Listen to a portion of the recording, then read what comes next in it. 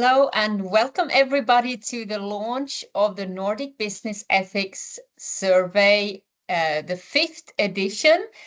So this year, me and Nina, we are super excited about the survey that we have launched just now.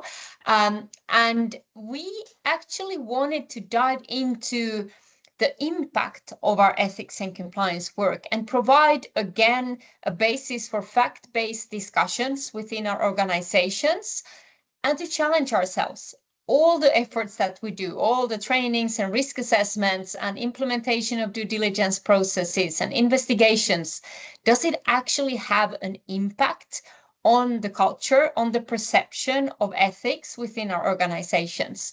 So this is the theme for the survey this year, and we are very, very happy to have Forensic Risk Alliance with us for the fifth year in a row.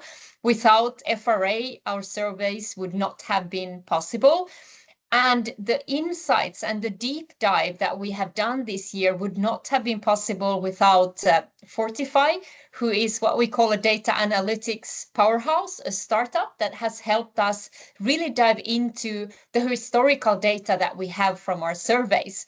So I am really excited about this. Nina, I know you are as well. And yeah, I will hand over to you, Nina, to go through a bit more about the survey, the methodology, and some key findings.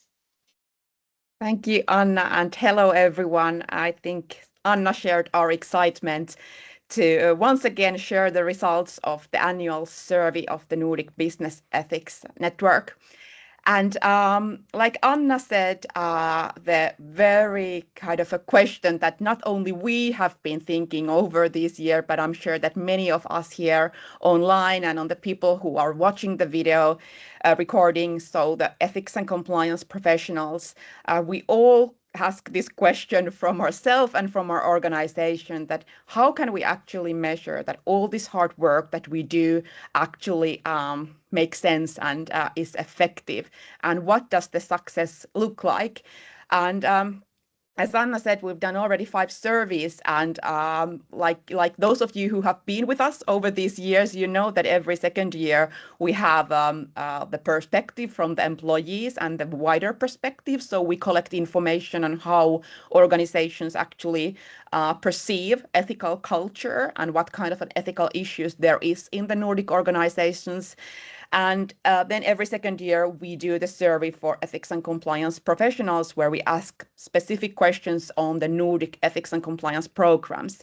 And even though we've had a lot of data, a lot of questions, a lot of surveys, we still haven't really before had addressed these questions, that how can we actually use our data and then the information that we have to understand better the effectiveness of a compliance program. So this is a theme for this year, and I'm super excited about these results, and really happy to be sharing what we found in this year's report. So the key theme for this year is the relationship between the ethics and compliance programs, so we call those formal ethics and compliance elements, and how those actually impact the experience of an organizational of organizational members on how ethical the organization is. And obviously, it's very difficult to even define comprehensively the full ethics and compliance program and investigate that as such. So we've also simplified in our case. So what we have done this year, we've actually used the data we collected already in 2022, and we looked at the responses first for the questions where we asked the people, so 400 people from the Nordic organizations, both from top management and employee level, and we've asked them questions on how well they are able to identify the formal ethics and compliance program elements. And you can see here how we have actually categorized them. So basically the existence of a compliance function, a code of conduct, a whistleblowing channel, and ethics training. These are the questions we asked, that do you identify these mechanisms in your own organization?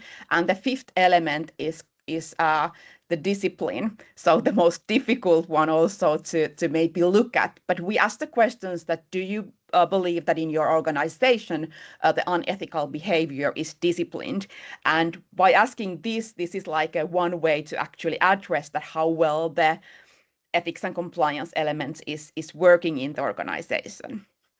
So basically, this is the kind of how we defined in our survey this year the so-called formal ethics and compliance element. And what we did next is then we wanted to identify certain kind of perceptions of the respondents on how they perceived their organizational leadership treatment and speak up culture.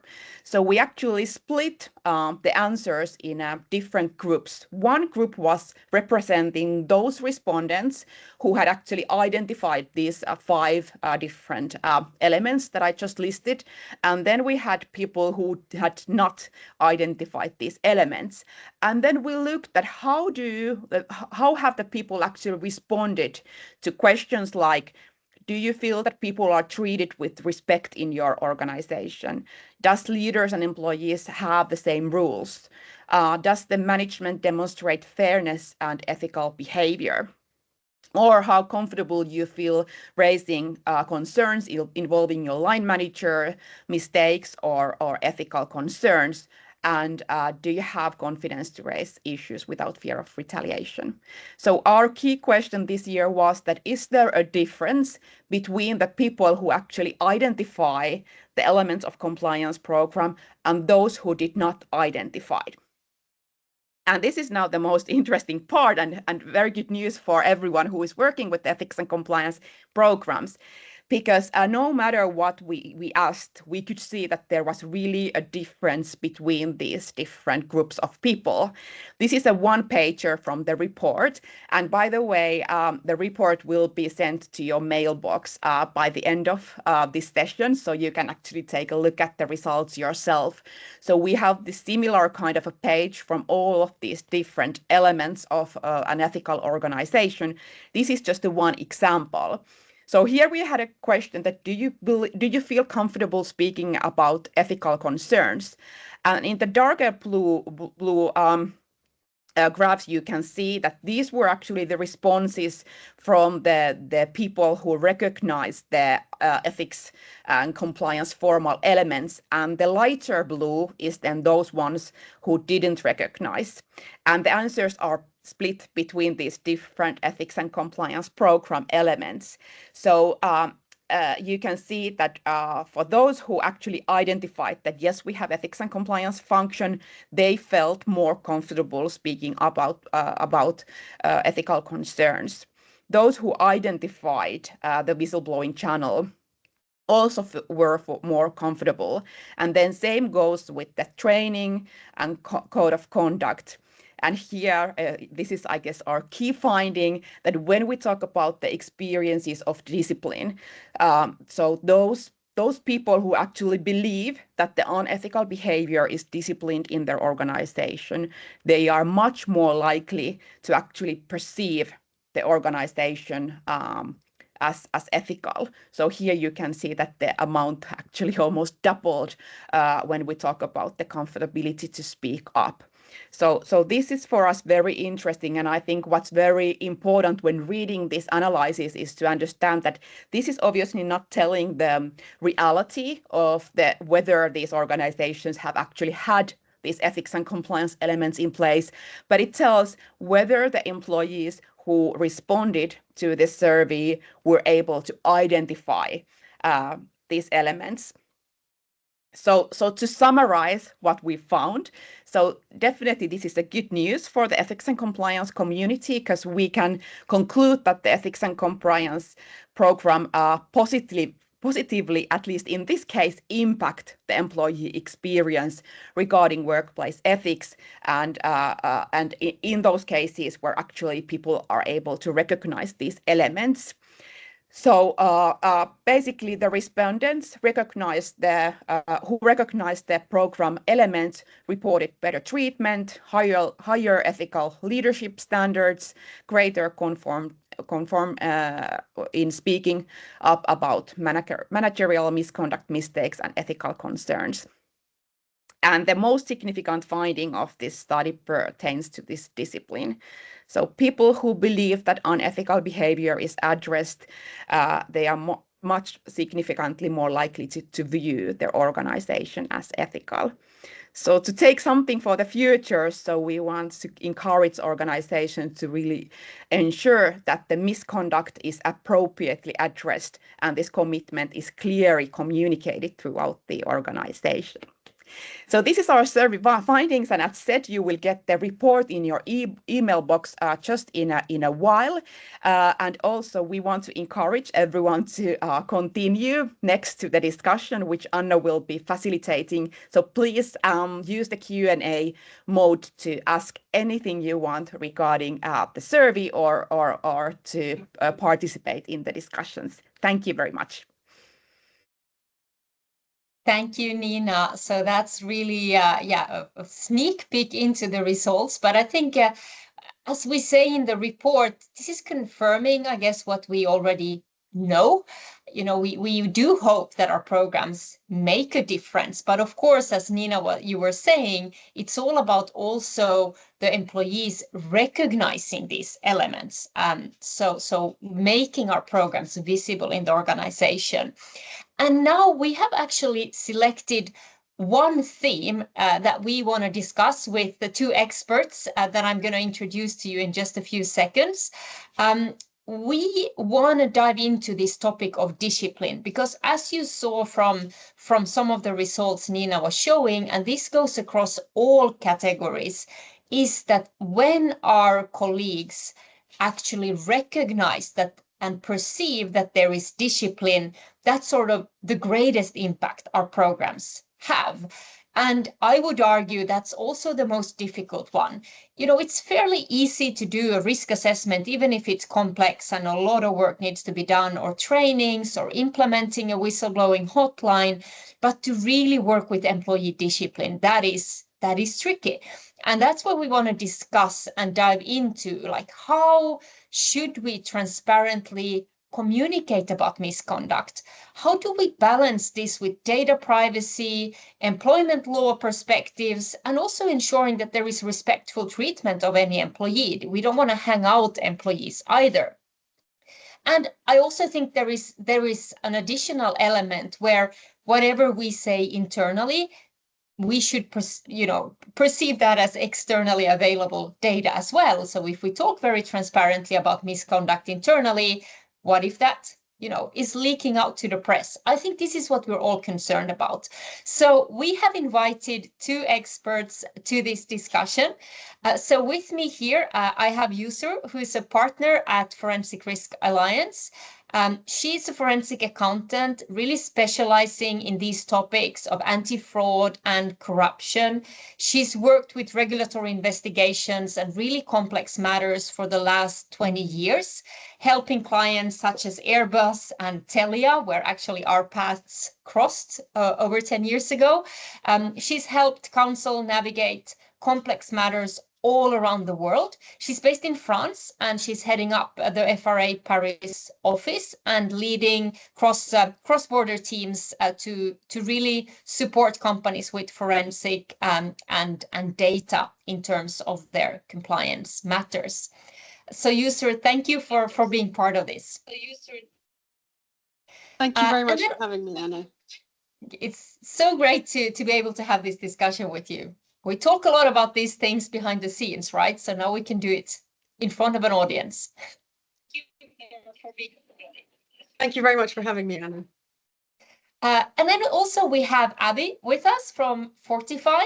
Abby has also a very impressive background. She's worked over 20 years in international roles. Her last role before founding the company she's now running, she was the Chief ESG and Integrity Officer at a publicly listed company. She was responsible for compliance, risk, and sustainability in 45 countries. She's also worked with companies such as Microsoft, KPMG, and Yara. And as said, now she is the CEO of Fortify. That's the company that's helped us conduct the data analysis. Fortify, it's a technology company really dedicated to making continuous ESG compliance matters very simple, efficient, and data-driven. So Abby, thank you for being part of this today. Yeah, thanks for inviting me. So let me then start. So Yusra, I'll start with you because as I mentioned, you have worked during the last 20 years with various enforcement actions in an international setting. What is your view on this, what we call the core finding, that one could argue that the most important ethics and compliance program element seems to be employee discipline? Yes, so DOJ, many of the regulators are continue to look into the adequacy of your compliance program, and you don't have a paper program, you're actually enforcing it. And one of the big elements that came out in the recent guidance from DOJ as one of the regulators that we typically look for best practices is that the company has a consistent way to identify, investigate, not only investigate, but to discipline the violations and the employees that have been involved for the wrongdoing, and make sure that this has been done in a consistent fashion, and that also data from that investigation and from that discipline, whether it's enforcement and enhancement to your internal controls, are being reintegrated into your compliance program, reconsidered into your risk assessment. And they also look, if you look at the DOJ guidance, that there is a way that the company has considered and has been able to publicize the findings from these investigations and from this disciplinary action to the wider community as applicable. And we don't have to go ahead and name and shame everyone, but you have to recognize what's the appropriate audience for that discipline and for that publication to take place, in which form, so that employees understand that there is a strong message from the company that we will stand behind our compliance program, and these rules are not meant to be broken, and there is, as they say, consequences for these wrongdoings. I would like to flip and provide a very quick anecdote. If you look at it from the employee side, if you want to manage your ethical violations or fraud violations, if you look into the investigation, many of these violations are considered repeat offenders. So if they've made a violations the first time, they will continue doing it a second and a third time if they go undisciplined.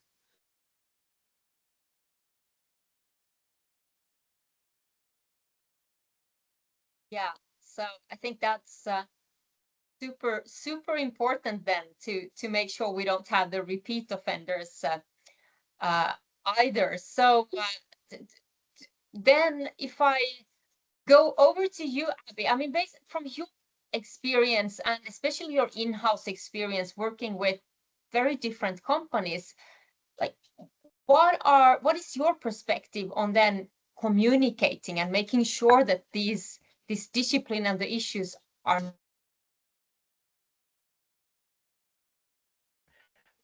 For me, I think it's communication of misconduct is key for all the same reasons that Yusra had said before. But actually, companies really respond differently. Some companies I see take the data and anonymize it and share it more proactively within their employee base. However, I've also seen companies refuse to share that information. You have the investigative team very, I would say, worried about the information that they share, what is allowed to be released to the employee base and what will go out to the public. I've also seen that they're also worried about the number. If they share the actual public number and they actually see it's high, they're worried that it's actually going to affect, the ethical, the trust within the company. But I would say it's opposite. Actually, the more transparency that you have, the more accountability there is. And for all the same reasons that you started mentioned, that employees want to see that there is actually discipline, that what they say, there's actually going to be consequences of it. It also helps prevent repeat offenders too, if they actually see that, okay, there are cases, they are being investigated, there are consequences. So I think transparency is key. And I think I encourage more and more organizations to do what they can to anonymize the data so that they can share this information with their employee base. So yeah, I think that's a really good practical tip.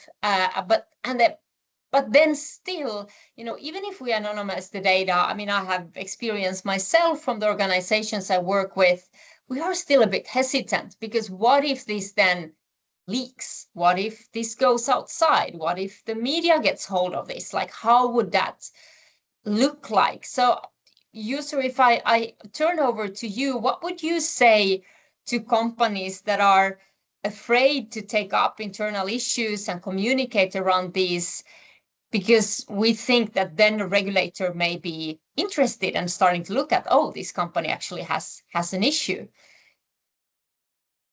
I believe that it's the management, the company, however you define the role, the responsibility for the enforcement of the compliance program, it is their duty towards the shareholder to investigate and to assess the veracity and the credibility of the allegation. That's your first obligation, is towards your shareholders, and ensuring that the values of the companies, whether and the asset, the values, whether moral or intangible values, are being held and preserved by continuing to investigating these allegations in the first instance. So that's your first obligation, and then based on the results and the findings from that, you can determine whether or not you have an issue that needs to go to the regulators or not. You actually have the upper hand in, you have a winning hand by going to the regulator and deciding whether to self-disclose or not. All of these items, they come as a second step, but you need to be able to have the right information to make an informed decision in the first instance. Depending on the jurisdiction, sometimes you have a responsibility and you are obliged to investigate. So as you're working internationally, you have to navigate all of these various jurisdictions and understand what is my local requirements from a legal perspective. And based on that, you can also come to a second decision. So I find that usually when you're afraid of something, eventually it ends up happening, and that's just how karma works. So if you keep avoiding to do an investigation because you're avoiding thinking that it's going to go eventually to the regulator, believe it or not, something is going to leak, and you will lose the ability to control the investigation, especially if it has such potential major consequences on reputation and market standing. Yeah, so your advice is just be bold, just tackle it, and don't be afraid. I mean, I tend to say that every company has issues. So if we believe we're the only one, it's kind of naive. I think global business is complex, right? And you don't have to go ahead, all guns out and do a huge, you manage investigations into a phased approach. You take it one step at a time. So you're not disrupting the business operations. You're not impacting the confidentiality of things. So there are ways to control the investigation if you are taking it in an established and disciplined approach from the beginning. Yeah.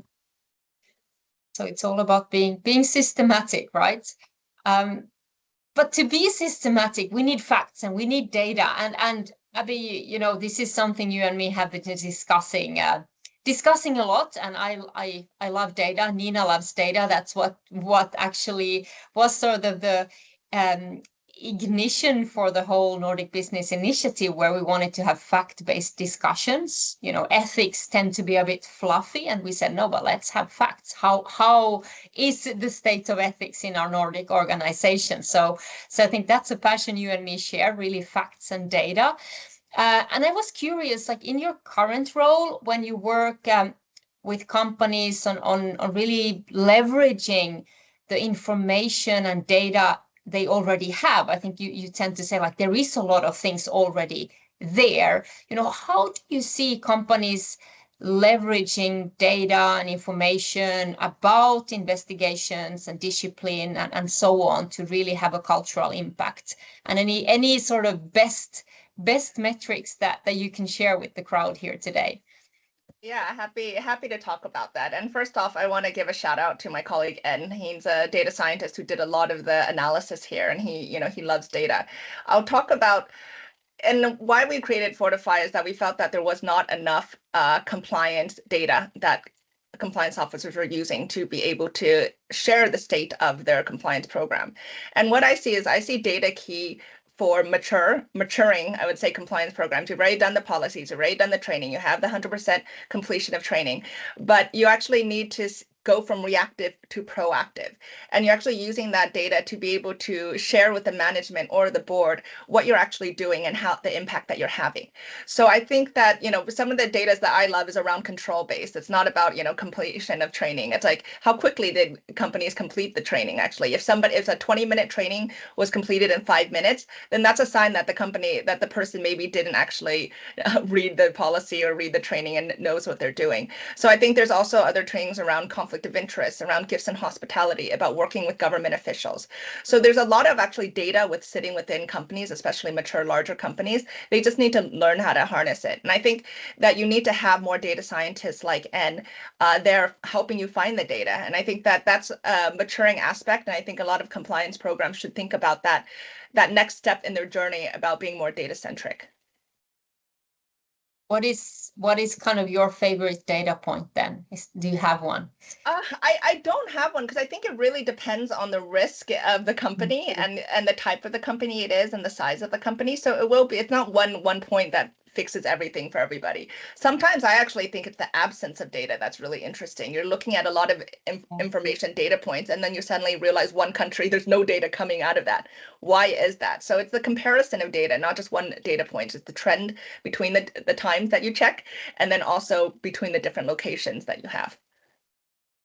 Yeah, so it's all about really knowing our companies. I tend to agree that it's a bit, we want to share best practices. That's kind of also the whole purpose of this initiative, where we want to, provide insights, inspiration, and just share with the community. But then we need to know our organizations, right? And what will be the right metrics for us. But I'm still going to keep probing a bit on specifics here. So you've worked with, I mentioned Airbus and Telia in the beginning, and I know you worked with other really, really big messy cases. Like, do you have any practical examples then when you see that, okay, and maybe it's like during a monitorship phase then, like you're done with the investigation, you've sort of cleaned up the mess, you've settled with the DOJ, and now you're under a monitorship, and they obviously, the monitor and the regulators expect you to work with your cases and share and kind of really go through what went wrong and so on. Do you have some good examples, like how a company have used these internal cases? We talked about anonymizing, but is there anything else that you have seen that you want to share? No, I think the anonymizing the cases has been one of the most common examples that companies tend to have. However, when we've recently worked with a company where we have really revamped or revisited their ethics and compliance training in specific to bribery and corruption, because they needed to have an uptake on their internal controls in association with that. So you needed to bring the training in line with the new internal controls and really be able to explain in reality, in context to what they're doing in day to day, what is bribery and corruption looks like to them. And to Abby's point, suddenly the number of tips and hotline matters that came through to the company has increased substantially, to the point where the company needed to investigate as to why there was this substantial increase. And it's just the awareness. People now understand what they're looking for, that they started providing these tips and saying, you may want to look into that. So it used to be absence of data, and now there was an influx of tips. And that's how we were able to immediately see an impact of how this enhanced training had really touched the individuals. And these cases were real life cases. It talked about their internal processes and how exactly they do business, how they sell, how they buy, how they record.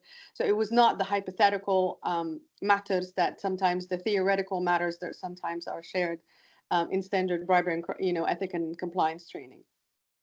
Yeah, I think, and we just have to be bold as well. We are doing it at the company I'm working for, and our ethics and compliance team, if you're listening, they're doing a great job actually in revamping our code of conduct training. So we're going to use our own cases to really look at, okay, what went wrong, but also which policies and procedures could have prevented it. What are the principles we should have applied? Yeah, it's being sort of wise in hindsight, but I think it will resonate with the organization knowing that, okay, this is us, this is where it went sour for us, and let's learn from our own mistakes, not only all of the other big cases that are out there. So I think, but we have to just be bold and do it. But I think there one topic that I think a lot about is still kind of the employee aspect and the right to privacy, because even if we anonymize, let's be honest, people know, like it's known, especially if we go through like a big case, the Telia case in Uzbekistan. Everybody knew who was in the management team and who was in the finance team and who was in the business development team. It's known. So even if you anonymize, it's kind of people know it was this group of people and so on. So I think this is just something we need to be mindful of, that the anonymization sort of works to a certain extent. But I don't know, Abby, do you have any considerations on this that you have, applied in prior roles, how you advise companies now, like this data privacy and employee privacy aspect? Yeah, I think that for data and employee privacy is absolutely critical in any work that we do. And it's really balancing that in terms of what you can give publicly and what as a lesson versus what would I would say not anonymize or the person that has done it. I think that really it's important to be clear and transparent around how data is going to be used to the employee base. And I think that really in terms of communicating that, it's collection of data is used as an improvement tool, not as a way to punish you. It's a way for everybody to improve. I think really we talked about the anonymizing data for protecting individual privacy while trying to get the information, but it is, like you said, it's not so clear cut, especially if it's a really big case. Maybe it's not that big case that you want to actually talk about. Maybe it's a smaller case in another country that can actually be replicated across different business units without identifying it. You don't have to talk about, the big media case, but there are, I would say most companies, there's enough cases that you can talk about that have a bigger risk profile that can be replicated in other countries that you want to prevent. And I would say that it's really important to have strict, implement strict access and safeguards to the data. Who has access to the data, when do you delete it, access if that person leaves the company. So I think it's really important, like data and privacy is really key, but it shouldn't stop you from also doing the compliance work. So I think really working closely with the data and privacy team to find the best way and the best solution for this. Yeah, and I think it shouldn't be an excuse. Right. I think it's and I remember, our joint our joint Steelback, the Telia case, where really we were expected to tell the authorities, who has left. I mean, we even had pictures of the individuals like crossed over, and that's sort of what we went to the DOJ with. But then how it was communicated internally was a little bit different. In some cases, people still, receive a severance package or something like that. And I remember, this is, over 10 years ago, but I still remember it when I had colleagues telling me that I've been like the person doing the right thing here. And the person who did the wrong thing is leaving with a nice package, and we communicate that, yeah, we thank them for their service and goodbye, sort of. But then towards the regulators, we are portraying that that person was leaving. I think this has changed. I think now, the regulator is expecting like bonus clawbacks and would actually ask about the severance packages. But some years back, it was kind of this discrepancy that you paid people to get away, and then still to the regulators you took the credit. But I think this has changed, and of course there are different cultural aspects as well, because what in certain jurisdictions it's just easier to terminate employees, and in others it's really, really hard. What's a for cause termination and so on. But Ursula, I mean, you work with a lot of multinational companies with operations in like 100+ countries. How do you see that, they are navigating this kind of, the the employee aspect of communicating around disciplinary actions and when people are leaving and so on. So I think we can divide this into maybe two categories. To Abby's point, it's not just the anonymization of the data points, but you can combine a lot of your investigations and what has happened over a certain period of time and come up with certain themes, because it's these themes that eventually going to impact your internal controls, and you need to be able to, you can tie that as part of your training examples as to why we are modifying an internal control, why we're introducing a new one. It does not have to be an issue happened in country X, so we're publicizing it in country X, and there is a small community and a small business operations where it becomes really easily known. So there are ways around that, and what companies do is that they try to take stock at the end of the year and try to have that communication in terms of this is maybe part of our transparency initiative. This is what the team has been working on. These are the types of tips that have been going because you want to encourage them to use your hotline. And these are the results of these matters. Such and such case, no need to be jurisdiction specific, resulted into not necessarily a termination notice, but there was disciplinary actions that came with that. But what's really important is it's not about what's really important is the wrongdoing itself and how you explain it in the context of your ethics and compliance program, and how you can demonstrate that to the extent allowable in local laws that the disciplinary action was commensurate also with the violation. Because we're not going to go ahead and start firing people left, right, and center, but we want to be able to say that there has been the adequate disciplinary action consistent with our internal guidelines and local laws. So that's one aspect. But when it comes to the very big matters, human beings will continue talking, and there's only so much that you can do about preventing it. So I think part of, as just like with investigation, I would take the bull by the horn and take control of the matter. And to the extent possible, on the Telia, you could not do that because at the time, the law did not allow you to do anything beyond this. I think in Europe and in the Nordics, we still have a little bit ahead of time before us, before we can be, if we ever want to be on the US side where it's very clear and everything is publicized, and you can't really avoid admitting to the fact that these employees have done wrongdoings and they're being investigated by the authorities. So it's on a case-by-case basis. Unfortunately, it's one of those it depends answers. But a head in the sand is never helpful because it allows people to talk behind behind closed doors, and it does not support the company's ability to move forward with the remediation action and being able to fix what was done wrong.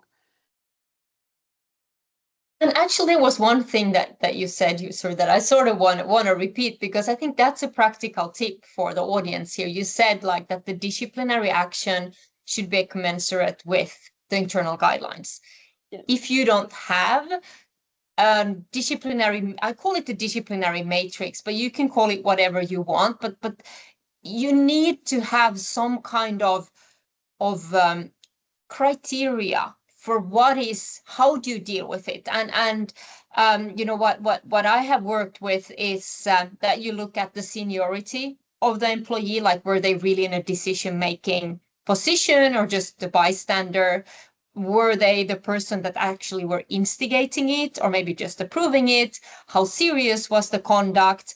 And then also we have a component that's more subjective, but it's kind of trainable. Like, do you see that there is remorse? Do you see that this person is really like, okay, this, and we have kind of 4 criteria and a scale, and then it doesn't mean it's absolute truth, but then at least you can go through these criteria and you see that, okay, this is actually a termination or a written warning or a verbal warning. And then, of course, you need to look at the local jurisdiction after that.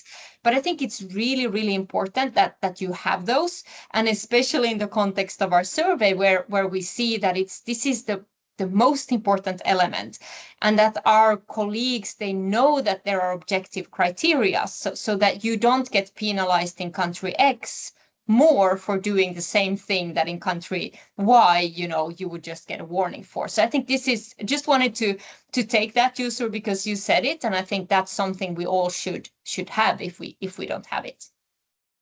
Yeah, and if I may, I think one of the interesting points that came out from the survey as I was reading it is that, employees feel that if they don't have an ethics and compliance program, they feel the retaliation that comes with this, and we can see the difference in terms of percentages on that particular answer. But what's really interesting is you look at top management who believe that even without an ethics and compliance program, everyone is going to be treated fairly. So there is a big gap in terms of perception where I know I'm going to treat my employee fairly because this is how I feel, I see myself. But the gap of how I'm seeing is not being recognized in management. And that's something that we really need to work on to bridge that particular gap in appreciating how we're going to be treated should we bring something to light and to be investigated. Yeah, this is super interesting point, and yeah, we bring it up in the report, as you say, this where it's important, and I hope these facts are going to help to say to top management that even if they don't think an ethics and compliance program is needed, because that's what we see from the data, that the top management is kind of valuing the importance of the program less than other employees. So to bring that facts, and so when we ask for investment in our compliance work, to say, okay, you think all of this will just fix itself because we have a great culture. If these elements are not visible, like concrete work throughout the organization, it's not going to make a difference. So I think that's a really critical and interesting point that I hope this data will support kind of these discussions. We have a question actually from Leah that I think I want to take. We still have some time for some other questions, so make sure that you take the opportunity here. But Leah is asking about investigations, and maybe this is more for you, Sur, but Abby, you feel free to jump in as well if you want. But the question is around the confidentiality, where we in investigations promise confidentiality and we keeping the information tight. But then when we are doing investigations across the organization, and even if we anonymize or so on, do you see that this kind of promise of confidentiality is breached? Do you want to start, User, or Abby? I honestly don't know the answer. I don't want to give you something that's half baked, but eventually individuals that are implicated in the investigation, whether they're being as support witnesses or people being investigated, they will need to know. Because let me give you a concrete example. So in GDPR, in France, GDPR requires you to inform the individual that they're being investigated because that's part of their protection. So comes in France, and there is a governing body that says that enforces this privacy. It's called the CNIL, and they require you to inform the individual being investigated within 30 days. So, but there is a loophole that says, well, you can avoid doing that if informing the individual being investigated that it's going to have a negative impact on the outcome of the investigation. So it's always been challenging in France when we're doing an investigation and a target is an individual, is that how do you balance that particular aspect of confidentiality? But I also believe that your point deals with confidentiality of the whistleblower, not necessarily, and not just the individual being investigated. It depends on the matter. I think it really depends on the matter. If there are facts and circumstances that can support your allegation without having to point to the whistleblower, that I believe that the investigation team will do their very best to maintain that confidentiality. However, if the person who's making the allegation is a direct accusation per se, the other person has the right to defend themselves, and they need to know how this allegation came about. And so I hope that kind of a roundabout way of answering your question. I know it's not, but maybe Abby, you have a different point of view. No, I don't. I agree with you. It's really contextual, I would say, for every investigation, because it's not the same, and there's so many just like individual factors on there. I think that as an investigator, you have a duty to keep as much confidentiality as you can as part of the investigation. That's kind of your duty. But like you said, there are circumstances where you need to share. In the past, I've, made it clear to somebody who's reporting, I will keep it as confidential, but there might be a point that it cannot be confidential. Then you have the choice whether or not you want to proceed or not with this.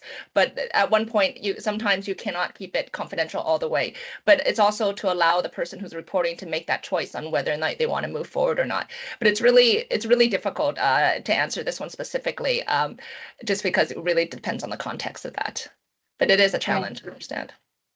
Yeah, it's a trick, as I said. Probably the most like investigations, discipline, and the individual aspects, very challenging part of our programs. So Nina, there is a question from Tobias in the chat. Why don't you think about it for a few minutes, and then when we round up, I'll ask you to respond to Tobias' questions. I think you are probably the best one fit to respond to that one. Before that, hope we get still some other questions as well. And as I said, Tobias, we'll get to your question soon. Abby, user brought up kind of the fact that top management seems to value the impact from ethics and compliance programs less than employees. Was there anything else in the report that sort of caught your attention that we haven't been discussing here? Yeah, no, I think that I have the same feeling from looking at the report. It's quite clear that ethics and compliance programs can positively affect the organizational behavior. I think that when you go through the report, I think especially on the graphs on like page 13, 14, and 15, it's quite clear that there's quite a difference between if you have an ethics and compliance program, if you don't. I think what's also really interesting is the bar to the right, which is all about discipline, and a lot of the conversations that we had today. There is a stark difference with ethics and compliance programs or those without, in terms of trusting the system, in terms of trusting the organization, in terms of feeling that it's a fair working place. So that's, I would say, what stands out. It's very, I would say, visual in the report, these statistics. Yeah. Now everybody's like, why didn't you send us the report? You'll get it. And yes, we will post it on our website as well, so anybody can download it that wants to download it. And also, we want to keep the discussion going. So if you have questions afterwards that you think, oh, I should have asked this or commented, I mean, please be in touch. And we're also active on LinkedIn. So we want to really keep the discussion going. But before we are wrapping up, and I'll also invite Nina to the stage again and to tackle Tobias' excellent question. User, I just have a question for you that's sort of contextualized to our Nordic context, because you have been, or FRA has been partnering now with us for 5 years to enabling these surveys and these fact-based discussions that we love.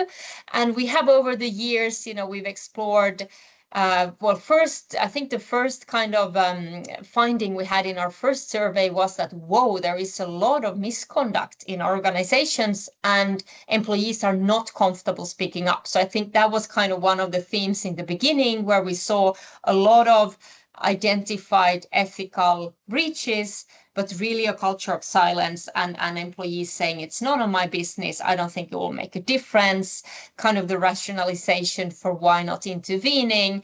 And then we have, explored how ethics and compliance work has become more professionalized and formalized in Nordic companies. Like in the first survey that we did more on the ethics and compliance work per se, we could see in the second one where the dedicated ethics and compliance officers have significantly increased. We are becoming much more familiar with separate ethics and compliance functions and so on. So we become more sophisticated. And we actually also saw in the latest employee survey data that we seem to become better at also intervening in misconduct. And maybe there is a younger generation entering the workforce that have different standards and feel more comfortable of raising issues. So a lot of interesting findings throughout the years. This is a long introduction to my question then to you. But based on all of this, and also your experience, because you're sort of working from an FRA perspective with the Nordic countries, like what do you see is the biggest challenge for Nordic organizations in terms of advancing responsible business conduct? Difficult question, but I'm sure you have some insights. I think it's really important that, first of all, you had a culture of trust, right? So there was a culture of trust, whether it's based on the right or wrong foundation, that's the past. So we're going to look forward. So I'd like for Nordic companies to continue that culture of trust, because it empowers people, it allows them to be innovative, and they continue doing their work and moving forward. But it's really important, however, I don't like to use the word but, however, it's really important to continuously verify. And trust but verify is those guardrails that you have to not only protect the company but also protect the employees, because if you look and we look at to the root cause at some of these investigations and as to why the infraction took place, it's not because people meant to do something wrong, it's just because they just did not know any better. So they went afoul and violated the compliance program. So now we are in fifth year of the survey. You will see that people have, as you've mentioned, they have a lot more awareness of the compliance, of what it means to be compliant. And there's a difference between ethics and compliance, because these are big debates that we will not have here. But then allowing that guardrail in the verification process, whether it's the proactive compliance reviews, it's the continuous training, is being able to discuss the results of the investigations and why people have been disciplined and how they have been disciplined, provides the employee that protection that if they're going to stumble, someone's going to be there to pick them up. No one wants to be able to work in an organization where if they make a mistake unintentionally, they're going to completely reap the consequences of that. And I've just did a review in financial services in the Middle East, and one of the reasons why they don't do anything, because they don't want to take responsibility for correcting anything, because if they corrected it wrong, they are individually liable for it. So they have no trust in the system, and the management has no trust in them, and it becomes a completely micromanagement culture, which is not what we currently have and what you have and benefit in the Nordics. So trust but verify, continue with the verification. It does not have to be extensive, but it needs to be sufficient to your risk profile and to your operations, and to where you have issues and needs. And the other thing is and that's really one of the point that I find very interesting, is that as we mature in what we do, we keep forgetting that we're hiring younger talents and different generations with different expectations of what they want their companies to look like, and what they want their company's commitment to ethics and compliance to be.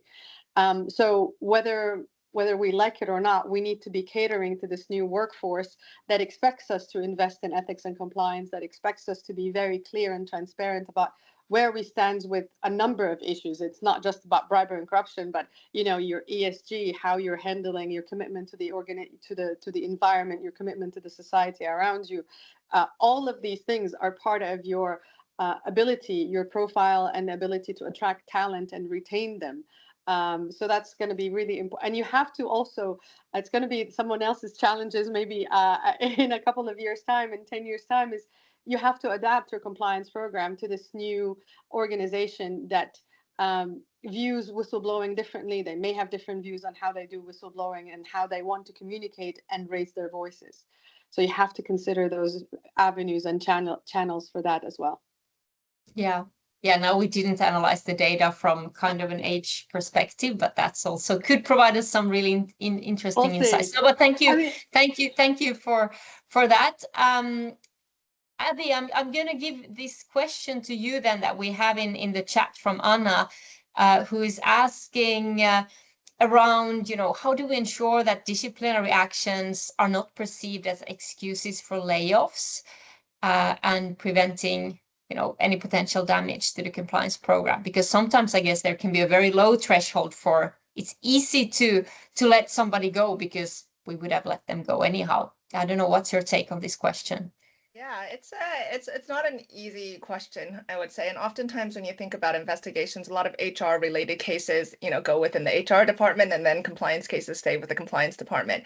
I actually believe that the compliance department should be truly an independent function. So it should be also having oversight into what the HR department is doing in terms of their disciplinary actions. And do you see that there is something that, being set up incorrectly just to get rid of this person, or if it's there's actually a good reason for that. So I think that being an independent person and having access to that, like you're not necessarily doing the HR investigation for them, but that you can see if there's trends that are coming out. I think that's really important, and that's something that you can try to partner with the HR department with. But I do know that's difficult. I'm not going to say it's so easy just to walk up to HR and ask them for their cases. I'm not going to be that naive, but I do think that HR and compliance do need to cooperate around investigations, because most of the investigation cases are going to fall within the two, and with HR taking a large chunk of it.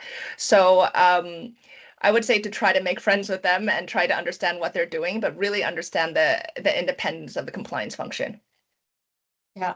Yeah, no, I think it's great. And there is a lot of data in HR cases as well that we should make sure to leverage. No, but thank you. Thank you both, User and Abby, for your excellent insights, great input to this discussion. We need to start wrapping up here, but really, really great to hear your insights and learn from you. And yeah, let's keep the discussion going. But Nina, now I'll hand over Tobias' question to you. Thank you also from my side for the great discussion, and thank you, Tobias, for the good question. Or I don't know, there was, I guess, many questions, but I can really hear what you are going with this one. So I